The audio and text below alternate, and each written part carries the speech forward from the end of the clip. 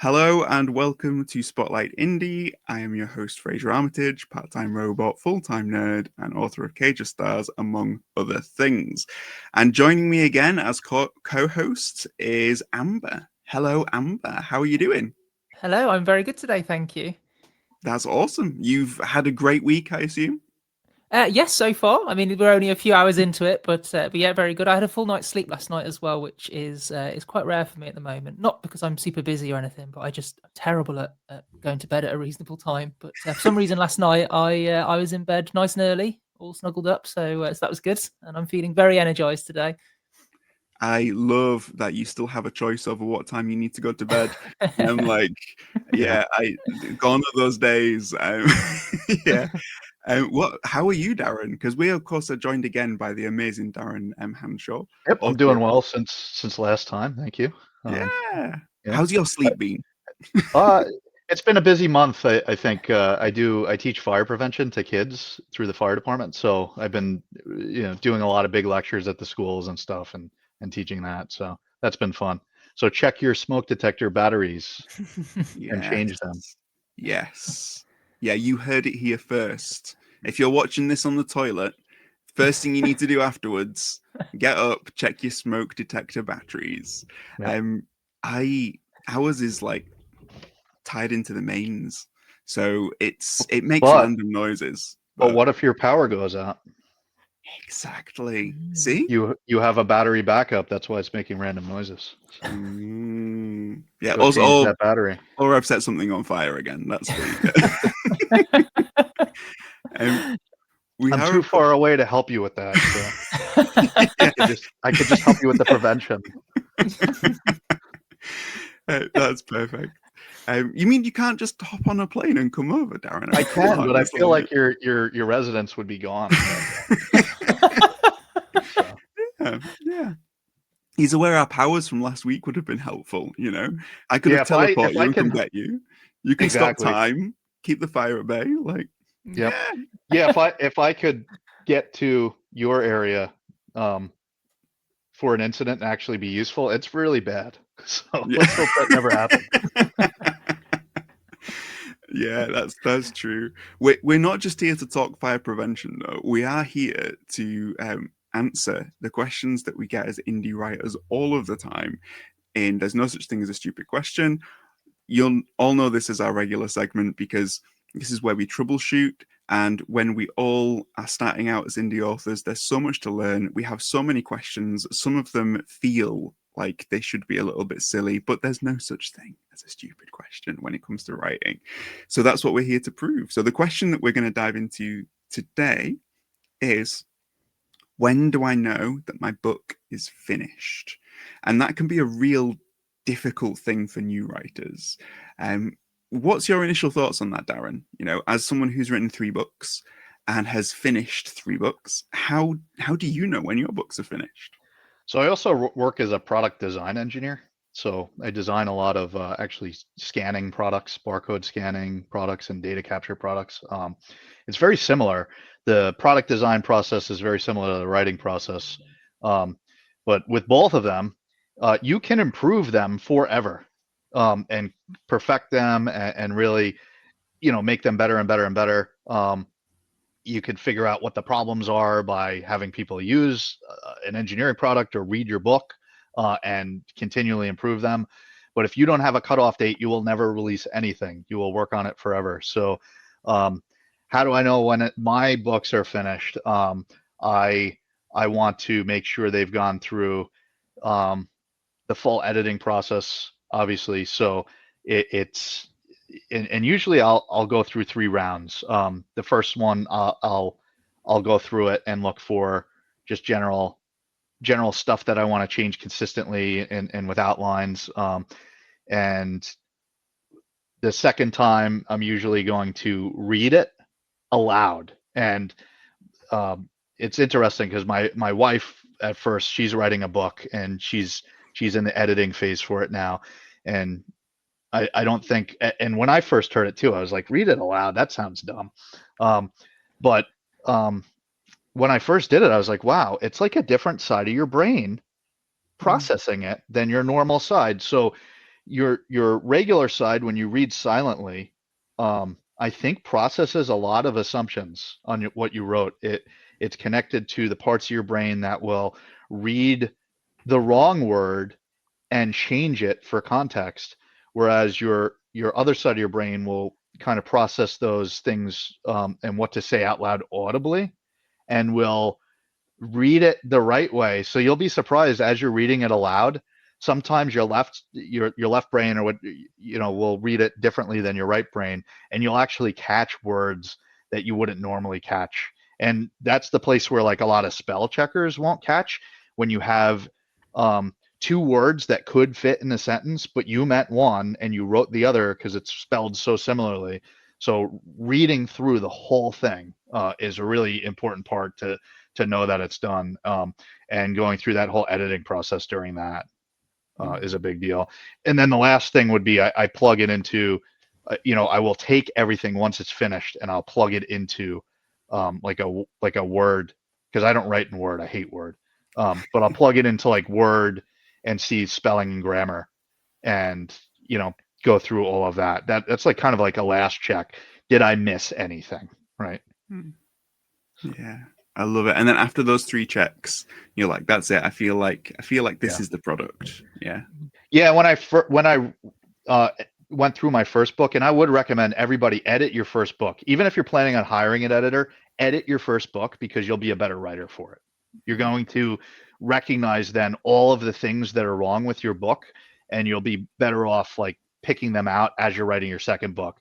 So that process now I've found since I did that editing with my first book, I write a better book, and it doesn't have to be edited as much, right? So it saves a lot of time down the road, because I kind of know as I'm writing what to avoid. You still have to look at it, but it's just less things that you pick out then.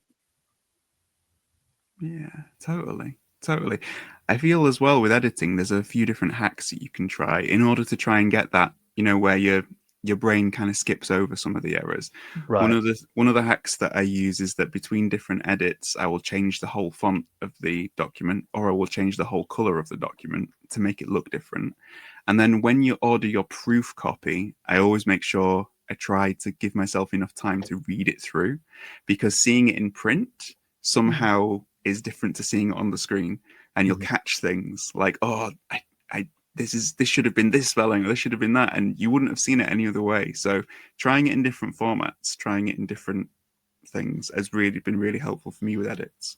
But I think that there's a difference between finishing the story and finishing the book, and that's something that you've kind of highlighted. Amber, you're in this process at the moment of trying to finish the story. Are you worried about sort of knowing when it's going to be finished?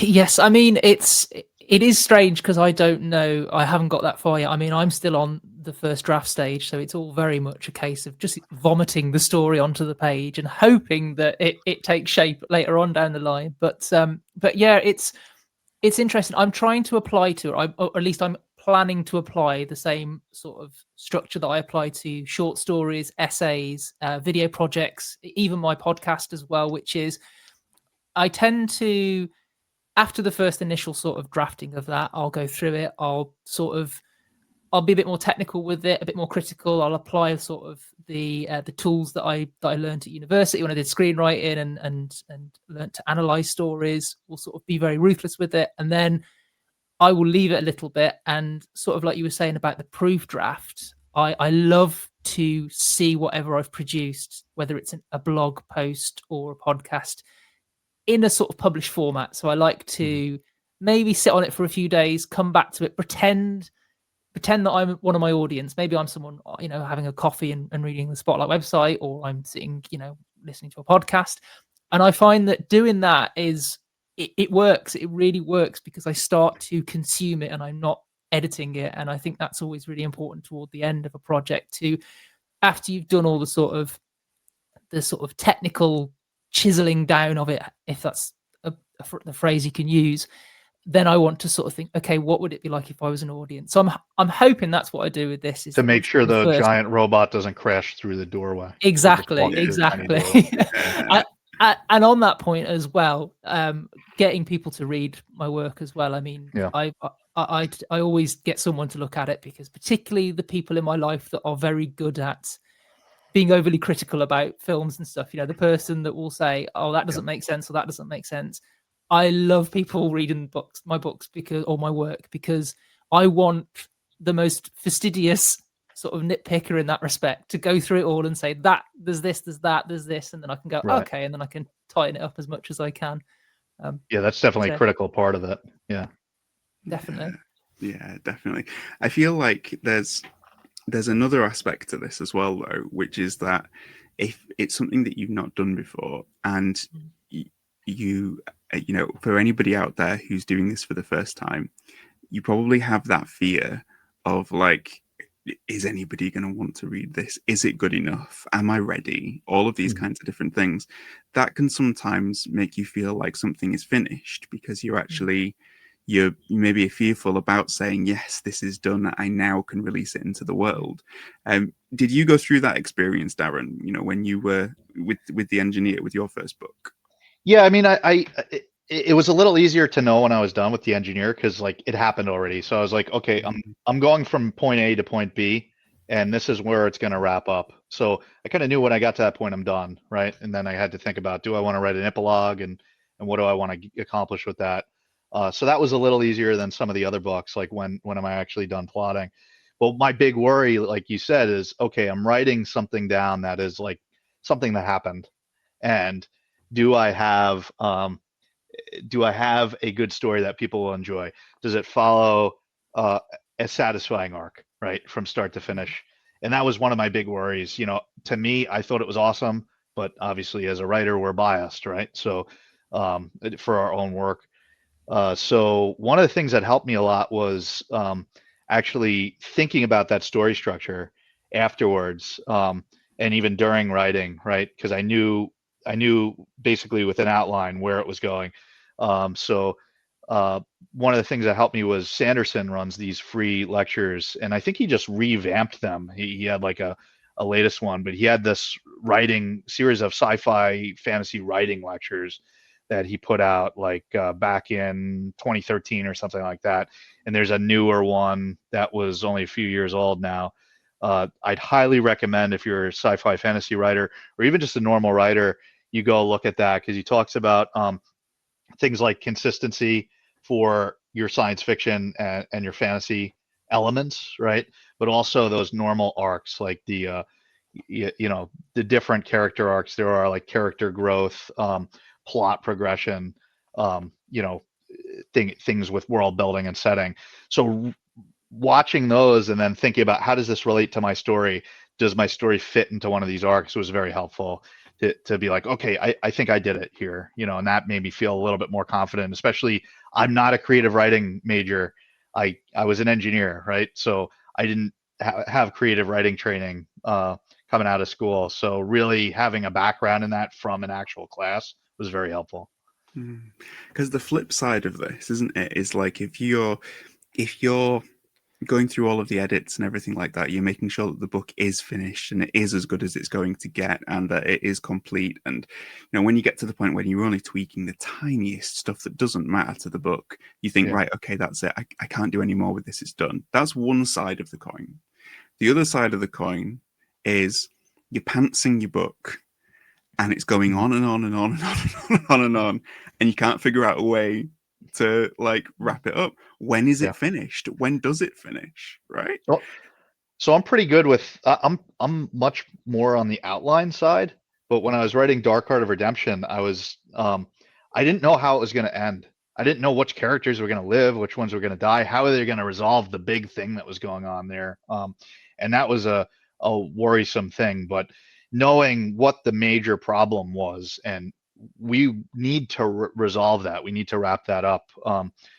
So knowing when that gets wrapped up, the story's over. And I might have a couple ending scenes, because people don't want just, like I see in, my son likes the Mr. Beast videos on YouTube, and it's like, he's just like, I don't know if you've watched those, but it ends and he's just like, okay, subscribe, bye.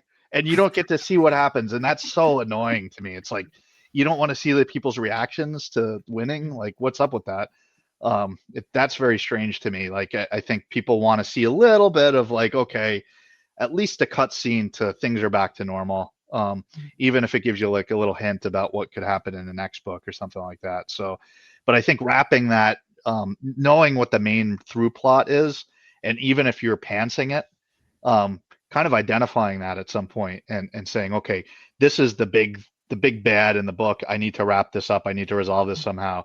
And once it's resolved, knowing that, you're at least marching towards the resolution of it, and you have to resolve it or the reader's not going to be happy. Right. Definitely. I am so tempted to just be like, that's it, subscribe, bye. Like, yeah. That, yeah. And then they blew up the bad guy. Exactly, okay. Right? Don't forget to like and subscribe, and then just the end. Yeah. In terms of that though, there's if a story is finished, it doesn't necessarily mean that your writing of that story is finished. So let's say you're pantsing the book. So Amber, I know that you're certain length of the way through your book at the moment. If in the next 5,000 words the story ends, it doesn't necessarily mean that's the book. It means that, right, okay, this might be the end of this story, but then go back to the beginning and say, right, okay, what else is happening here?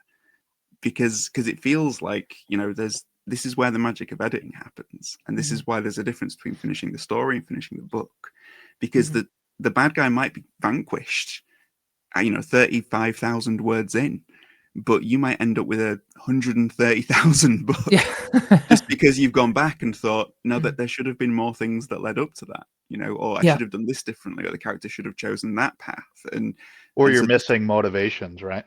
Exactly. And that's where learning the craft really helps, to understand and say, right, okay, how does this fit? How does this fit with story?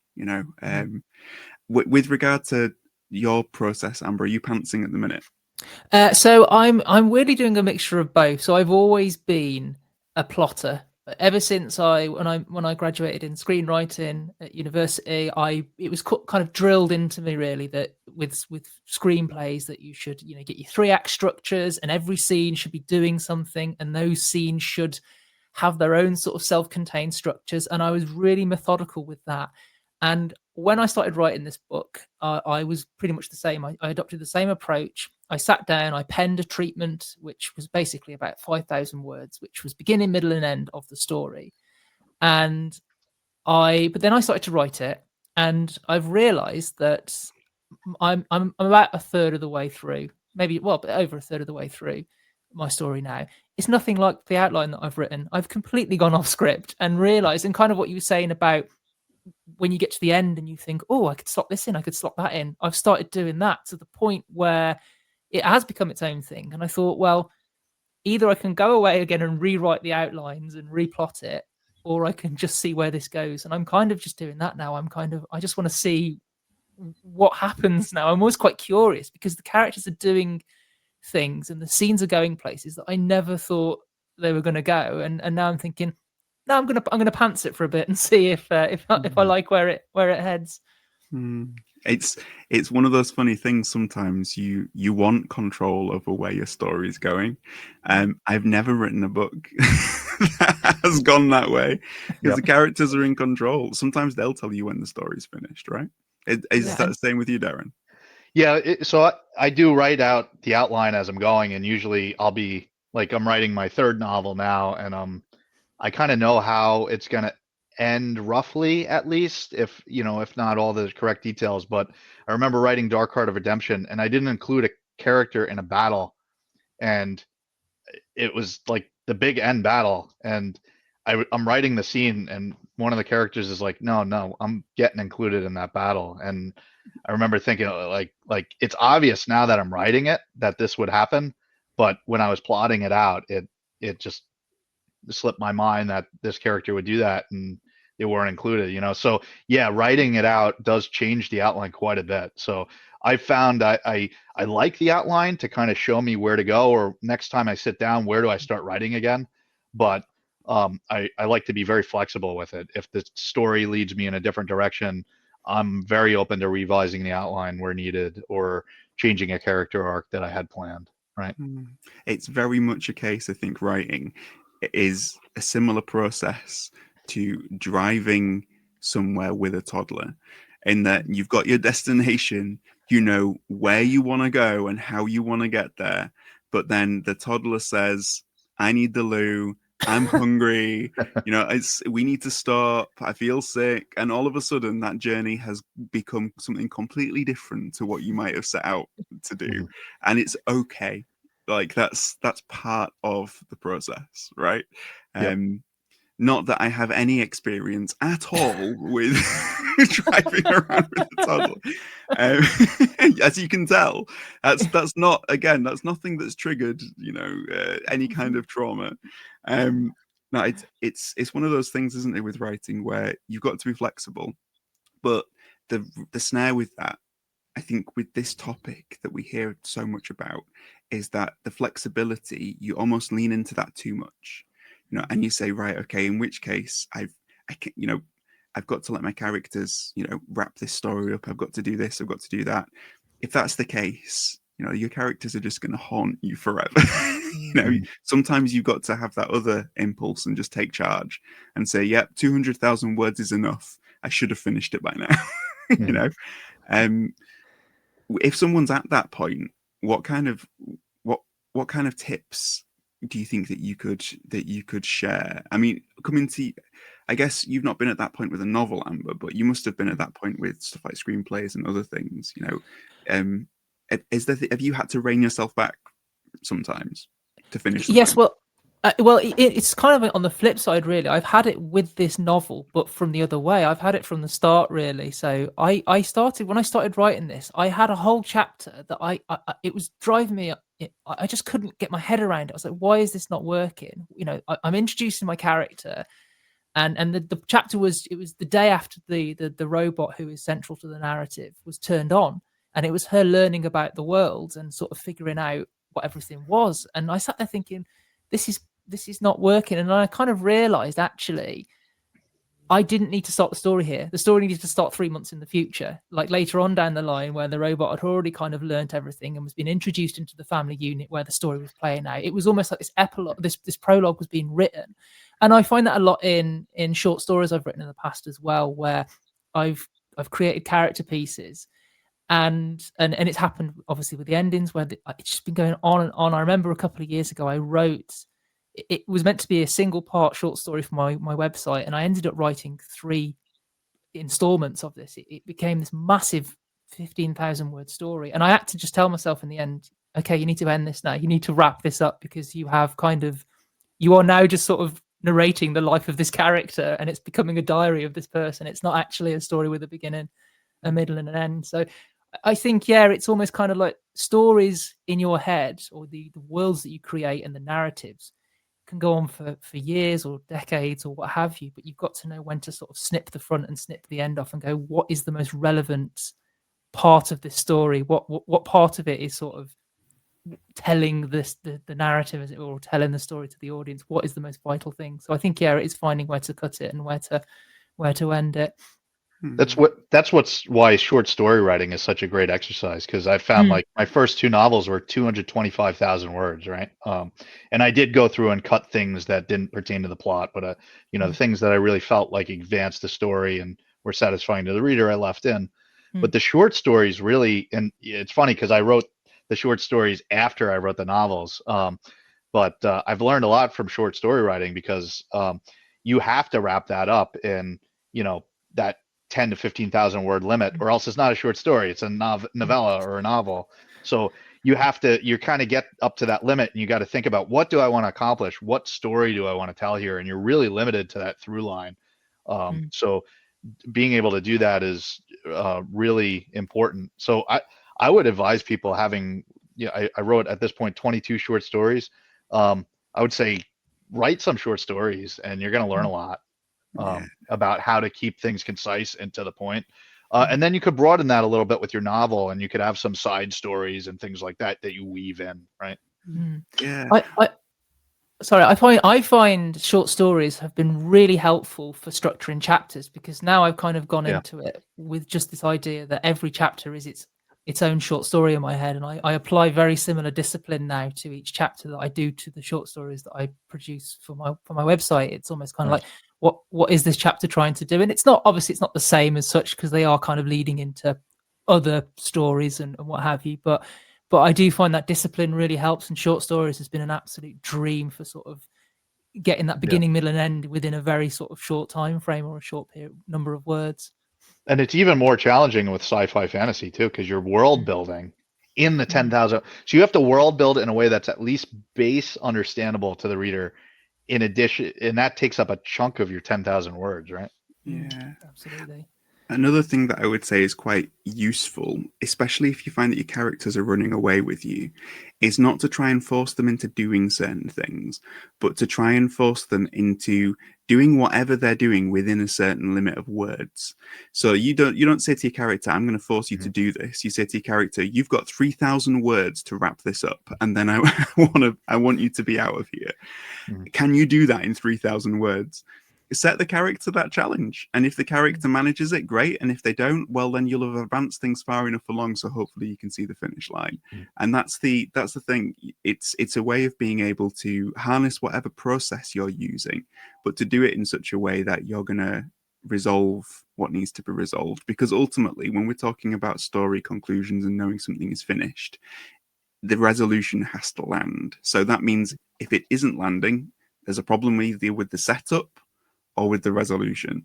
If you can diagnose which of them needs to be strengthened, and once they're strong enough, your story's done. And then it's just a case of, when is it ready? Amber, you mentioned something earlier that I just want to come back to as like a final point on this. It was something along the lines of you wanted other people to read it before you said that it was done. Now, yes. I will always think that the book is done, and then I'll hand it over to a beta reader, or to, I'll let my wife read it, or somebody who, I've got so many amazing beta writers, I love them to bits. They will come back with their feedback, and I will realize that the novel is very far away from being done. Is that process, it can be a scary process if you've not been through that before. But yeah, just talk a little bit more about how that's helped you with some of your other projects, and knowing, this is it, this is what I need to say it's done. So I mean, I've found having people reading it has helped me sort of get a bit of a better idea of how it's sort of functioning on a much more sort of, it allows me to step back and kind of assess it, sort of the whole function of it, really. Because I think the problem when I'm writing it is I get so bogged down in the detail, or I assume that everything that I know is being communicated through the story. And I find when I give it to other people to sort of review, and then they're saying, well, I don't quite understand what's meant to be going on here, or this is not working very well, I can at least sort of go, okay, maybe the visions I have in my head aren't being communicated. Because I think storytelling, a lot like many other forms of media, whether it's podcasting, it's all about communication. It's all about, you've got this idea in your head and you're trying to channel it out there. And I think sometimes it can be very easy to particularly with science fiction and big world building stories, it can be very easy to think, oh, well, the world that's in my head, everyone can see it because I've put these prose on this page and it's out there now. And they go, well, actually, no, you might be focusing a bit too much on character, or you might be focusing a bit too much on the action, but not actually what's going on. So I find giving it to readers has helped me sort of get that better understanding of what does this look like to someone who has not got all this sort of pre-build up in their head, or this sort of, all these sort of wikis that you've written behind, in your screen, in your writing software and what have you. So I think that's been very, very helpful in that respect. Especially with short stories, I found with Artifacts and Enigmas, when I had my friend read all the stories, she picked out in a lot of places, well, what are you talking about here? I don't understand it. And it might have been explained in one of the novels, but she didn't read that novel. So I really had to think about, well, I did want to keep those stories concise, but I had to go back in some cases and say, I need to at least put a base explanation here so the reader knows what I'm talking about. So yeah, definitely very helpful, because we have the whole world build in our head, right? So, but our readers don't. Absolutely. And as well, I think the other thing that it helps with is that it helps with that fear factor, because sometimes you've lived with this story for so long. I mean, you, with your first book, you mentioned last time, Darren, you lived with the engineer for 3 years. You Mhm. lived with Dead Heart of Redemption for 5 years. You were writing it. Letting it go carries its own difficulties, right? Saying, Yeah. yeah, I'm ready to release it into the world. But when you're getting feedback from other people, you realize that that story then becomes something that means something to others. And when Mhm. you see that, it helps you to think, yeah, okay, there's not so much to worry about. I can put this into the Yeah. world, let other people read it, because Just can you make see an the impact. advantage, right? Yeah. Yeah. Exactly. Yeah. Did you find that? Did you find it was hard letting go of the stories? Or had you got enough by that point where you were like, yep, I know what I'm doing and putting it out there? I mean, it was a little better for me, I guess, because I was able to revisit some of the characters in short stories and things like that. So I wasn't really completely letting the world and the characters go at this point. But eventually I will have to let that universe go and write in another universe, and I've got other ideas and stuff. And I think, yeah, that's going to be hard to let go these characters that I've spent over 500,000 words with, and they're going to be let go. There was a character actually in Dark Heart that I was writing, and they died, and I didn't expect them to die. It was one of those things that it was not in the outline, and I was like, oh crap, they die here. I just realized as I was writing the scene, like they're dead, and I got to write them out of the outline now. And I was a little in tears, at the character that died, because it had been such a long time that I had spent with that character on that journey, and it was like, oh, it ends here. So that's a hard thing, and I think it's the same thing when you release your book and it's like, I'm not going to revisit these characters again. It's a bit sad, yeah. It can be a bit. I'm not ready to let it go. I want to keep being immersed in that universe for a while, right? Kind of like readers, right? Like when you're reading a really good book, you don't want it to end because it's so good. You almost want that big thick book so that you don't have to let go of those characters. Totally. And it's that whole thing about improvement as well. You can trick yourself with the idea that no, there's more that I can do to make this better, but ultimately, like, improvement has a limit, that you will reach a point whereby what you're doing is just you're moving things around, you're not making them better. And when Yeah. you reach that point, you think, right, okay, ready to take the next step. I think one of Obviously, the big things I would bring up too, back to your other point too, was there are certain things in the plot that are critical to tell, but you don't have to show every scene. And that was one thing I found in The Engineer. I was reading through it and I was like, this scene is just not interesting. I need to tell the reader that this went on, but I don't need to actually show it going on. And in that case, like realizing those scenes that have very little impact, but they're necessary to the story, maybe that could just be in a dialogue. Hey, I spoke to this character and they said this, instead of showing a meeting with the character, and it takes way more pages, right? So being able to read through it and recognize those scenes, well, this is maybe critical to the story, but it's not critical that I show all the details. You're going to lose the reader here. They're going to get bored. Totally. Obviously, same thing goes with every one of these kinds of discussions that we have on the channel. None of this is prescriptive. All of this has just been helpful to us in our processes.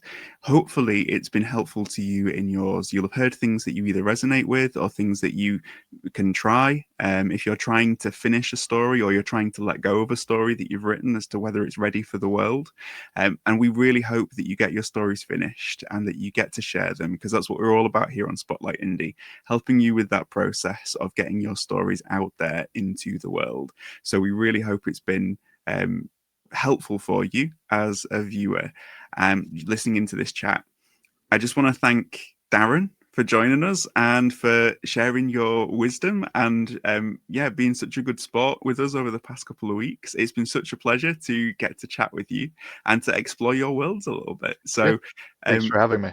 tell Did you want me to read an excerpt from the book, or? Do you know what? That would be great. Let's finish this off with some finished prose. So this is a little bit of an excerpt from Artifacts and Enigmas, which is Darren's latest book of short stories.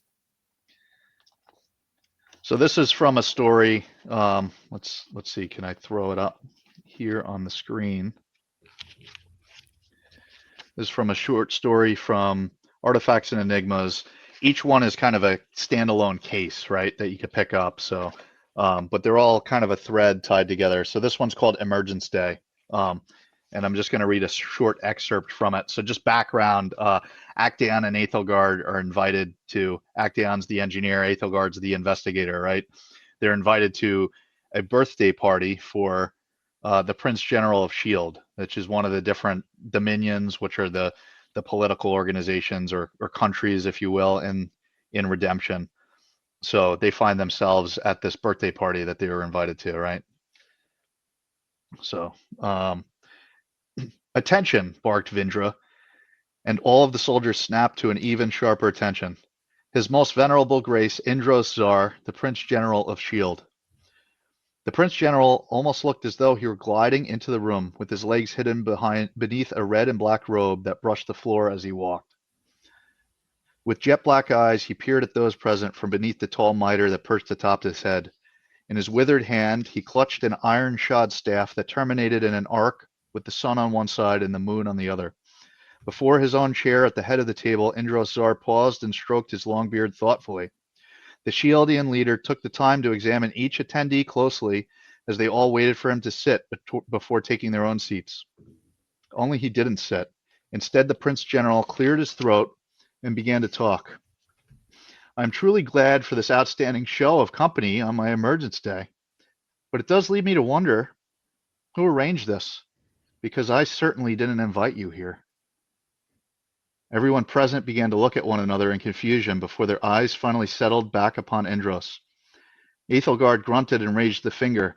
But Indros rapped his staff on the table, bidding everyone to be silent. It begs the question, why in cracked redemption are you all here? You sent us an invitation, protested Captain Jula.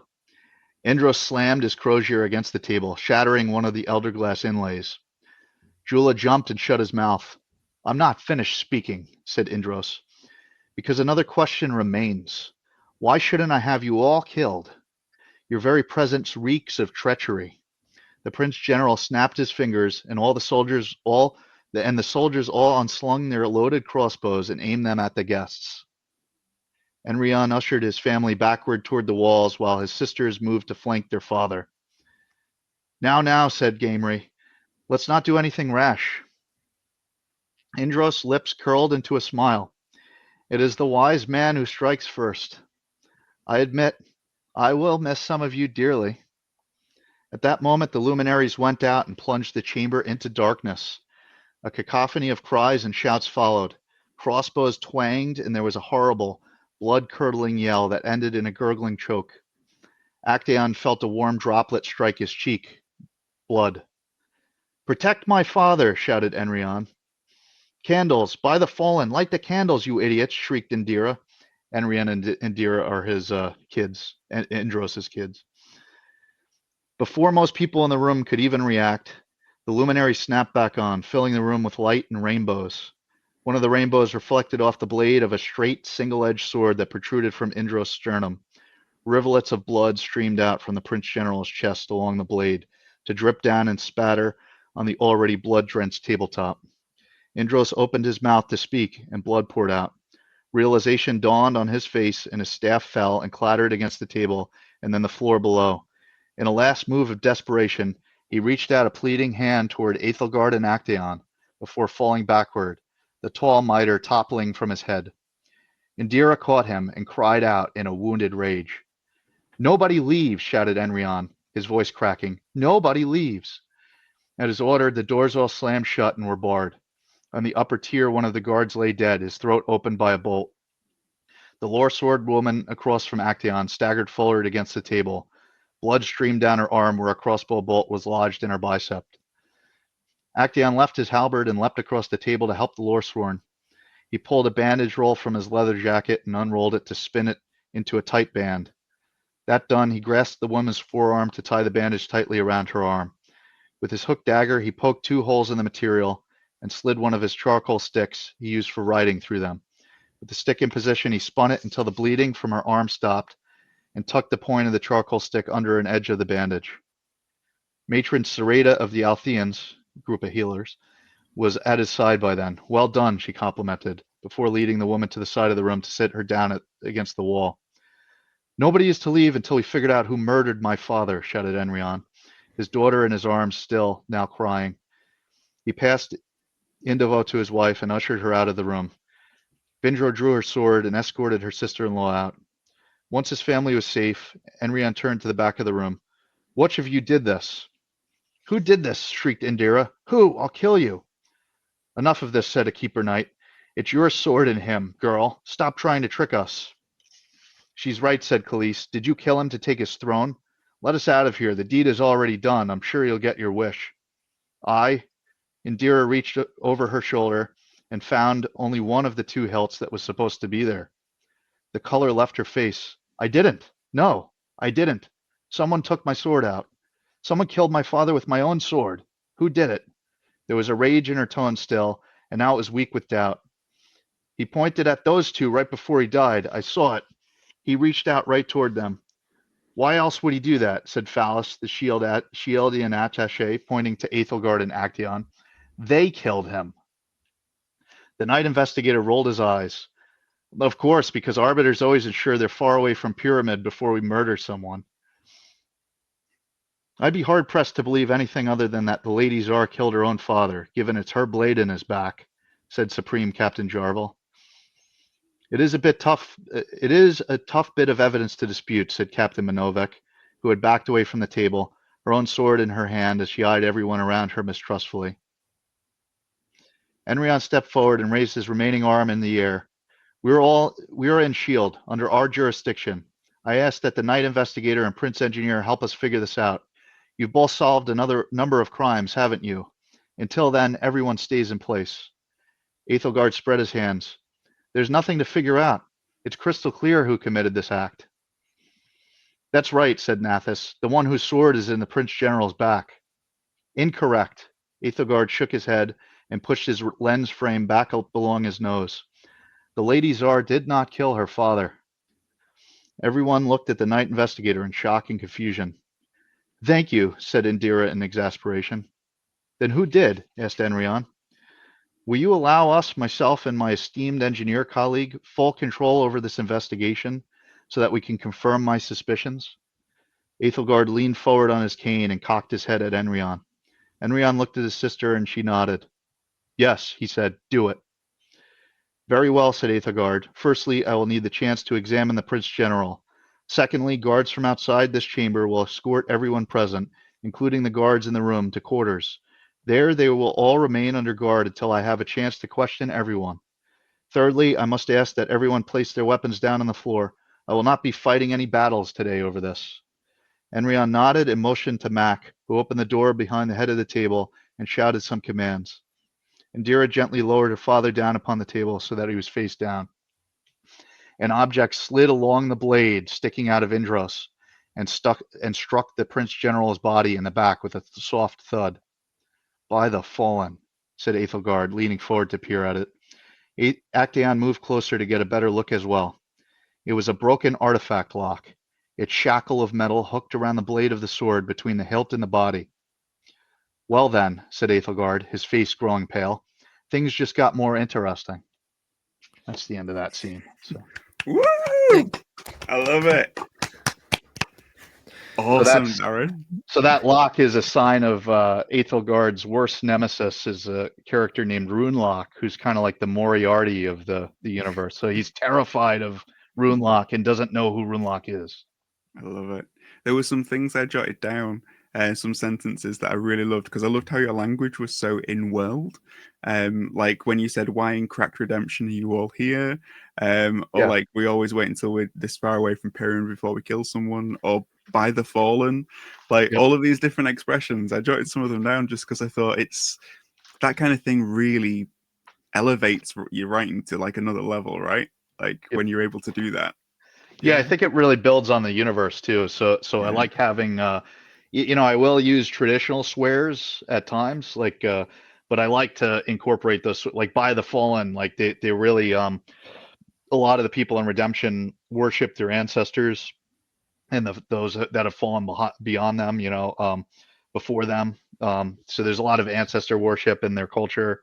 And then Cracked Redemption, obviously, is kind of a curse. Something ruined the city, right? So cracked redemption or shattered redemption, that is a curse that they use frequently. Just fun to use those types of world building. So I'm glad you guys liked that, because sometimes when people create those like fake curse words or things like that, people don't like it. Oh no, I think it's great. Go on, Amber. Yeah, I love it. I think it just makes it feel so lived in, because it's just so specific to that universe and that environment, which is always really great, I think. Yeah. Cool. You wouldn't have Back to the Future without Great Scott. Let's Yeah. just put it that way, right? Yep. There's stuff that just belongs in certain universes, and I just love it. Thank you so much, Darran, for reading that excerpt for us, so to give everybody a flavour of what finished prose should be like. And thank you as well for joining us over this past couple of weeks. For everybody who's enjoyed it, wants to find out more about you, where can they reach you? So I'm on Twitter or X as engineer7601. Feel free to message me, tag me in comments about the book or anything writing related. I love to interact with readers and other writers. So, please don't hesitate to reach out. And I'm also on, I have a Facebook site. I think it's fb.me/Actaeon Relios, which is my character's name in the books. So if you want to follow there as well, I have updates on the book going forward. So definitely recommend you follow me in those two places. And thank you so much for having me, both of you. Oh, it's been great. Thank you for joining us. Yeah. Everybody strap in. Amber, where can people find you? So I'm on Instagram, I'm on X, Facebook, all under my name. So Amber Poppitt. If you search that, you'll find me. I've also got a website, amberpoppitt.com, where I have all my articles, short stories, journal entries, things like that. There's plenty of content there to sort of go through from the last 10 years or so. You can also find me on, you can find my podcast at Control Alt Critique. So if you search that, you'll find an Instagram, a Discord, a TikTok for that. I also have a personal TikTok as well, where I do some mini film reviews and things like that. So yeah, lots of different areas to find me. Yeah, and if you tune in to Spotlight Indie, you'll see more of Amber. If you subscribe to the newsletter, you'll hear more from Amber, because it's Amber who sends out our newsletter and who compiles that every month. So definitely sign up for that. Spotlightindie.co.uk is our website. Obviously, we've got the Spotlight Indie YouTube channel, which is where you're watching this, presumably. Otherwise, something's gone terribly wrong. And we are at Spotlight Indie everywhere on the socials. So come join us. Come tune in next time. And until then, thank you, Darran. Thank you, Amber. Thank you for tuning in. And we'll see you again. Thank you. Take care. Thank you.